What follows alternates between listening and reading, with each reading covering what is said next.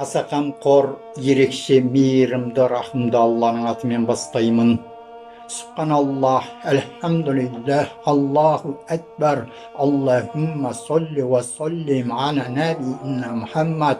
Ассаламу алейкум ва рахматуллахи ва баракатуху. Көріп отырған бұл суреттің тақырыбын қорқыт, күй немесе күй қобыз деп атаса болады. Қорқыт десе ойымызға қобыз күй оралады. Бірақ қорқыт тартқан зарлы да, мұңлы қобызда не сыр бар? Оның жан тебіренткен сырлы үні нені айтып, нені меңзейді? Қорқытты айтса, ел әлі күнге дейін қорқыт өлімнен қашқан, қайда барса қорқыттың көрі деп, байырғы айтылған бір аңыздың ізінде жүр. Ақиқатында Қорқыт баба кім болған? Шынымен де өлгісі келмей өлімнен қашқан ба? Осы Қорқыт баба туралы өз заманында көптеген академик, жазушы ғалымдарымыз деректер жинап кітаптар жазған. Суретшілер, қобызшылар, әдебиетшілер, тарихшылар, этнографтар бәрі де зерттеу жұмыстарын жүргізіп, тарихқа өз үлестерін қосқан. Мәселен, Махмуд Қашқари, академик Әли Марғұлан, Ғали Кизбаев, Шоқан Уалиханов, Жетпісбаев, Мұхтар Әуезов, Қоңыратбаев сынды жазушы, зерттеуші ғалымдарымыз атсалысқан. Түрік бабаларымыз жазып сақтаған Қорқыт баба туралы ескі жазбалар Түркиядан табылып, аудармашыларымыз түрік тілінен қазақшаға аударған. Сондай-ақ революцияға дейінгі уақытта орыстың белгілі ғалым жазушылары көптеген жинақтар жазған. Сол сияқты Стамбул университетінің профессоры Ергин Кетаби Коркут еңбегін жазған. Қарақожа ұлы Қорқыт ата қазіргі Қызылорда облысы Қармақшы ауданына қарасты Сырдария өзенінің төменгі жағында Жаңакент, Иеникент қаласында 8-9 ғасыр аралығында өмір сүрген. Тарихи жазба мәліметтер мен халық шежіресі бойынша Қорқыттың әкесі Қарақожа Оғыз тайпасына жататын Баят дейтін рудан шыққан. Ал шешесі Қыпшақ қызы. Қорқыт мінген атақты желмаяны оның нағашы жағы сыйға тартқан. Ал енді Қорқыт баба біз ойлағандай астына желмаясын мініп алып, желдіртіп, тек қобызын тартып, жер-жерді кезіп, шарқ ұрып жүре берген бе? Жоқ, ақиқатында ол біз ойлағандай емес екен. Оғыз Қыпшақ қоғамының ішкі сыртқы істерінің білгірі Қорқыт өз заманында 4-5 хандықты басынан өткізіп, солардың бәрінде де бас уәзірлік қызмет атқарып отырған. Олар Инал хан, Дойлы хан, Көл еркі, Тұман хан және Қаңлы қожа. Бұл хандарға мықты ықпал жасағандықтан олар Қорқыттың ақыл кеңесінен аса алмаған. Қорқыт бабада батылдық, жауласқан елді табыстыратын ақыл парасат, өткір тіл, шешендік сөз болған екен. Ол Аллаға жүгініп, пайғамбар жолында жүрген екен. Елді ымыраға, бірлікке шақырған екен. Қастасқанды табыстырмақ, достастырмақ болып өмірін өткізген екен. Алланы таныған бұл пенде ішіндегі шер мұңын қобызға салып сыр қылған екен. Қисықты түзетпек болып, бұрысты жөндемек болып ұмтылған екен. Жүрегіндегі Алланы халқына шебер тілмен жеткізген екен. Сонымен қатар пайғамбар жолын сілтеп, сүннетке нақ жолдаған екен. Қорқыт біз айтып жүргендей тек қобызшы болмаған екен. Өлімнен қашып Алладан безбеген екен. Ол өз ғұмырында Аллаға қарай ұмтылып, ақиқатты көздеген екен.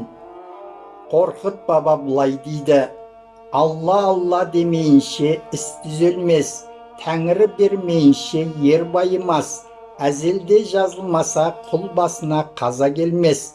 Ажал уақыты келмейінше ешкімде өлмес, өлген адам тірілмес, шыққан жан кері келмес, тәкаппарлықты Тәңірі сүймес.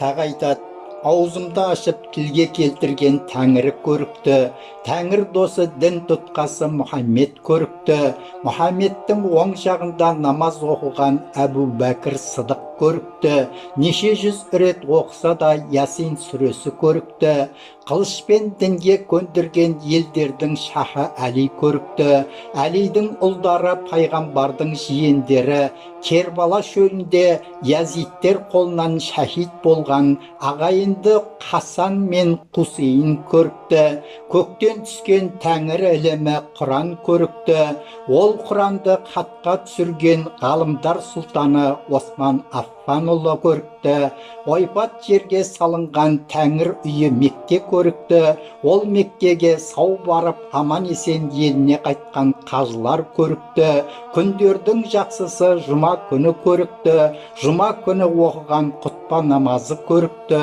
құлақ қойып тыңдаған пайғамбар үмбеті көрікті, мұнарада азан шақырған мәзін көрікті, ешбіреуге ұқсамайтын бүкіл әлемді жаратушы Алла тағала көрікті деп.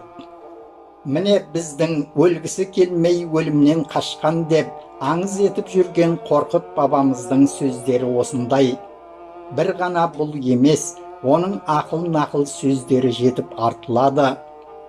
Уақытында Сырдарияның жиегінде Қорқыт бабаның кірпіштен салынған 8 қырлы күмбезді мазары болған екен. Кейін оны су шайып кеткен. Ал қазір сол тұста сәл берірек бабаға белгі қойылған. Мұралары сақталған мұражайы бар.